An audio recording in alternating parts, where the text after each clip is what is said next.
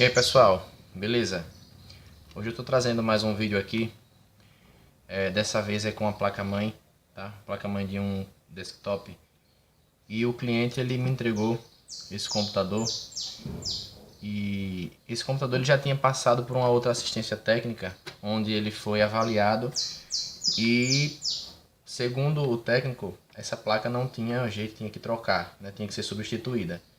Então ele teve uma indicação de um outro cliente meu e trouxe esse computador para mim, e eu fiz essa avaliação para ele, e essa placa eu consegui consertá-la.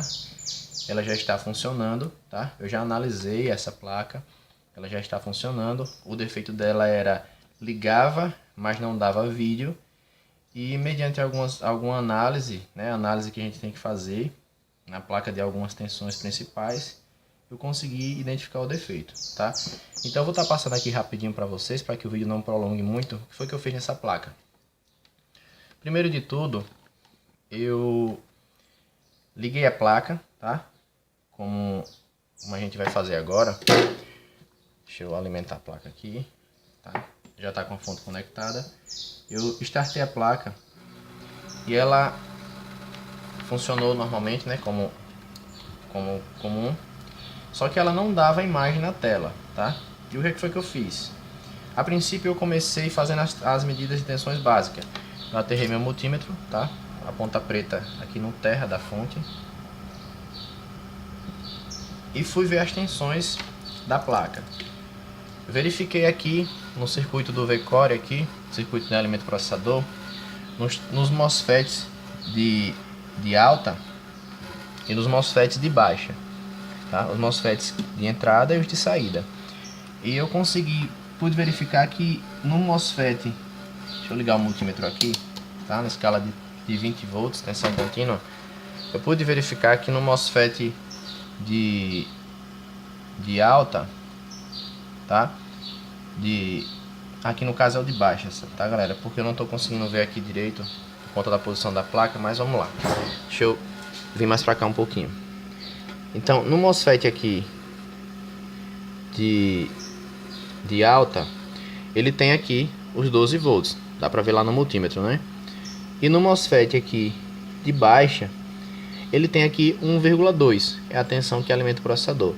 Então, isso me dá, a princípio, que o PWM, o SEI de PWM, ele está funcionando, tá? Ele está gerando as tensões aqui que o processador precisa. Eu, no caso, fiz uma outra medida. Foi aqui, eu vim na BIOS e medi aqui o pino 8 da BIOS, para ver se ela tinha a tensão de alimentação, tá? E ao medir o pino 8 da BIOS, eu pude ver que ela tem lá, ó, 3,3. Então a BIOS estava com a tensão sendo alimentada. Vim aqui nos de memória, essa aqui é a DDR3, trabalha com 1,5 volts, tem lá, ó, 1,5 volts.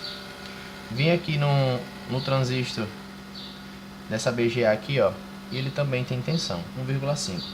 Então as tensões principais da placa, elas estão operantes, né? Foi o que eu fiz. Eu desliguei a placa.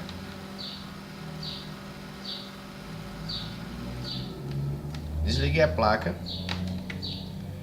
e usei a minha PC análise, né? Minha debug card.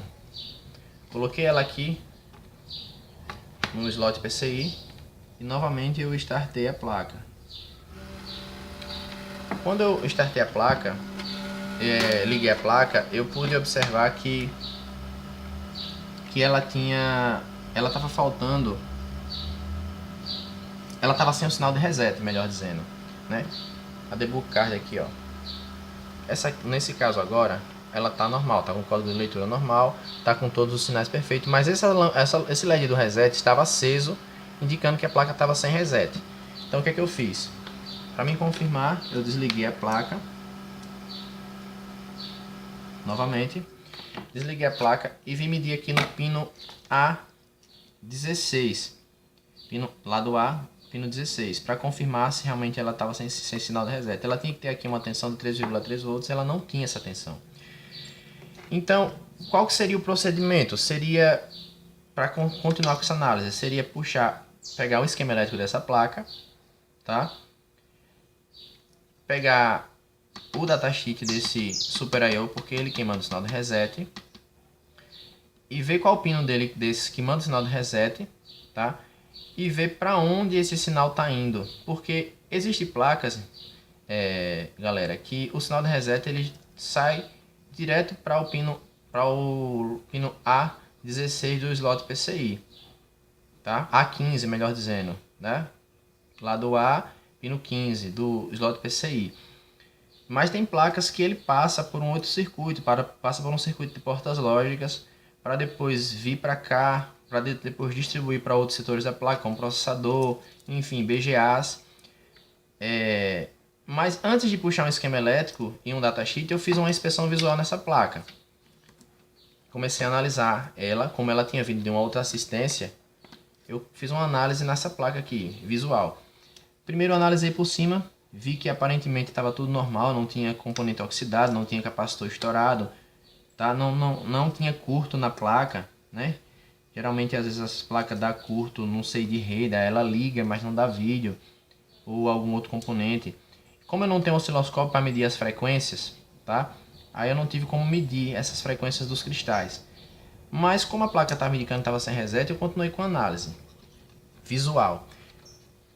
Quando eu vim para a parte de trás da placa aqui, deixa eu desconectar ela aqui, eu pude analisar que, não sei se vai dar para vocês perceberem aí, nesses dois pinos aqui, que é de uma bobina aqui do V-Core, tinham feito uma ressolda aqui, tá?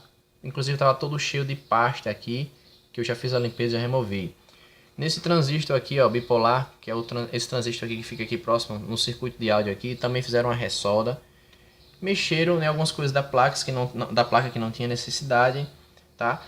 E eu, com análise visual, desconfiei de uma trilha aqui nesse setor aqui, ó, que vem logo para a memória RAM, tá? Então, eu desconfiei dessa trilha porque ela estava muito escura, estava com uma pequena fissura aqui que mal dava para ver a olho. Então eu fiz o que? Eu medi, tá? Eu medi aqui, nessa trilha aqui em cima, eu medi com o multímetro na escala de continuidade e vi que ela não estava conduzindo de um ponto a ponto. O que foi que eu fiz? Peguei um pequeno fio, estanhei ele, removi a trilha praticamente toda, que ela estava danificada, estava muito escura, estava muito frágil, removi toda e refiz essa trilha. Quando eu refiz essa trilha, que eu montei novamente a placa,